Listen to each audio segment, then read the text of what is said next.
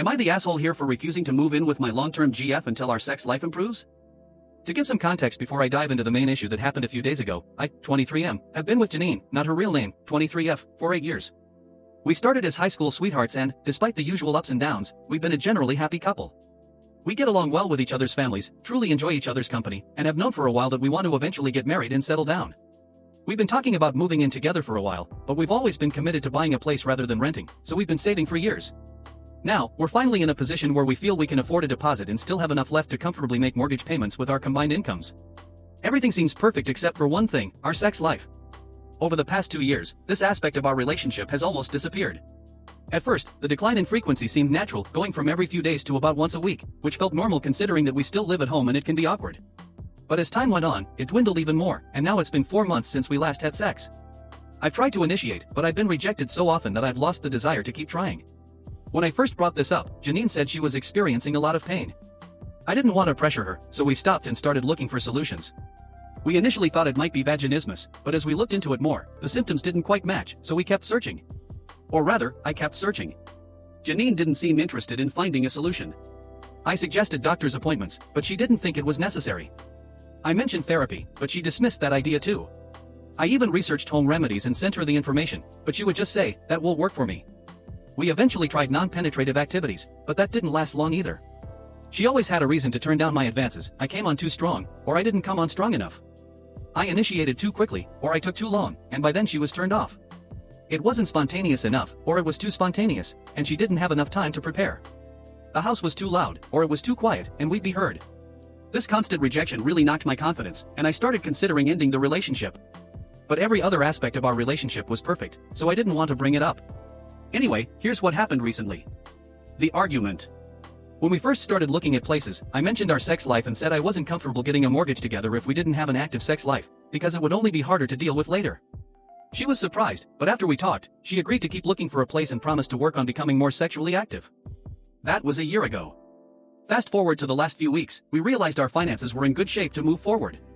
Janine asked me what day I'd like to meet with a mortgage advisor, and I told her I wasn't ready. She was confused and asked what I meant, so I explained. Over the past year, I've been saving for this mortgage under the agreement that we would move forward if she worked on our sex life. But in that year, she's done nothing, no effort, no action, and it's now been 4 months without any intimacy. I didn't want to force her, but I needed to see some effort toward improving our physical connection. She's also stopped initiating any affection, like kissing. During this time, she hasn't seen a single doctor for her medical issues and has refused my suggestions for couples therapy. After I explained, I told her that while our finances are ready, I'm not prepared to take this next step without addressing our sex life. She was furious and accused me of holding our future hostage for sex. She stormed out, and I haven't heard from her since, except for a text saying she wouldn't be coming to a dinner date I had planned and to call her when I decide to stop being an asshole. While I didn't intend to be cruel, I'm now questioning whether I'm the asshole for halting our plans after building up to this point. I understand she might feel betrayed, but I just can't move forward knowing our sex life might continue to be non-existent. Am I the asshole? Our next story is: My husband thinks it's funny to gaslight me, so I took off my wedding rings and told him I was done. My husband, 36M, thinks it's funny to gaslight me, 35F. He says he's just being silly, but I don't find it funny, and it really upsets me when he continues to push these false narratives. It's especially frustrating because he's a terrible liar. You can see it on his face when he's trying to do his gaslighting bit. I've told him many times that I don't appreciate this way of joking, but it's like he doesn't listen.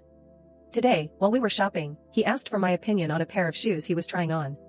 Before I could even respond, he started saying things like, "No, right? These don't look that great, huh? They just aren't what I usually wear." I replied, "Well, it seems you don't like them, so you don't really need my opinion. They do look trippy, though." I said that because the shoes had a pattern that faded from black to white, with black speckles underneath the white fabric, almost like an optical illusion. He decided he didn't like them and put them back on the shelf. When it was my turn to try on a pair, he came around the corner and gave me a disgusted look. I asked, "You don't like these?" and he replied, "They look trippy." The color pattern and palette were very similar to another pair I had tried on earlier, which he had been fully supportive of, so I felt like he was just being silly again. I asked, "What do you mean by trippy? Are you saying that because of the comment I made about the shoes you just tried on?" He responded, "No, I didn't even like them," so I asked, "Then why did you ask for my opinion?" He just looked confused and said, "What opinion?" This is what I mean by gaslighting. It might seem like a silly example, but just yesterday, I was in the bathroom when he made a loud noise and yelled a profanity. I thought he was hurt, so I called out to him. When he came over, I asked what had happened, but he told me nothing happened, that he was just folding laundry and didn't know what I was talking about. When I explained what I heard, he insisted he didn't hear or do anything. He eventually grinned when I wouldn't drop it, admitting that he was just messing with me. It's become second nature for him to act this way, and I'm so tired of constantly having to explain myself and pull the truth from him. So, after the shoe incident, I asked him for the car keys so I could wait for him in the car while he finished shopping. I was already annoyed and frustrated and just wanted to cool off. He refused to hand them over and said he was going to the restroom, then walked away. I figured we'd be leaving soon, so I waited for him at the front of the store, not right at the door, but within view of the entrance. Somehow, he slipped out without me noticing, and he called me within 10 minutes, telling me he was already in the car waiting for me. This really hurt my feelings. I had told him where I would be waiting if he gave me the keys, but instead, he left me behind in the store. I felt humiliated walking alone through the parking lot to get back to the car, and I started crying on the way home out of frustration with his behavior. My day had started with his silly gaslighting antics, and by the afternoon, it hadn't gotten any better.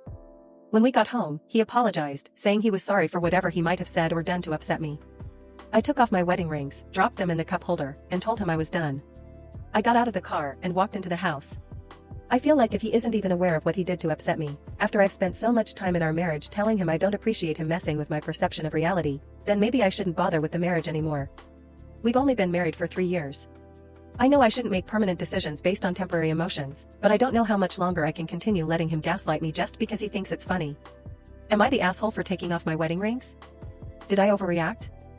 Moving on to the next story. Am I the asshole here for exposing my wife's secret TikTok account where she sells our kids embarrassing moments? So, I, 32M, recently discovered my wife's, 30F, secret TikTok account that has been blowing up. She's been posting videos of our kids, 8M and 5F, doing silly things like tripping over their toys, singing off-key to their favorite songs, and even the time my son accidentally peed on the carpet because he couldn't find the bathroom in time. At first, I thought it was harmless, maybe a little cringy, but then I noticed she was selling these videos to her followers as exclusive content. I was shocked, to say the least. She's been making a decent amount of money, enough to consider a family vacation, which sounds great, but this whole thing feels incredibly wrong. Our kids are too young to consent to having their embarrassing moments shared with strangers, let alone for profit. When I confronted her about it, she called me a buzzkill and said I was being overdramatic. I suggested we take down the account and maybe have a talk with our kids about privacy, but she flipped out and accused me of trying to ruin her fun. Now she's saying I'm just jealous of her success and that I don't support her creativity. I ended up talking to her friends about it, and now she's furious with me. Some are on my side, saying it's not okay to exploit our kids for likes and views, but others think I should just let her have her fun. So, Reddit, AITA for wanting to protect my kids and exposing my wife's funny side hustle? Or am I being an unsupportive partner and parent?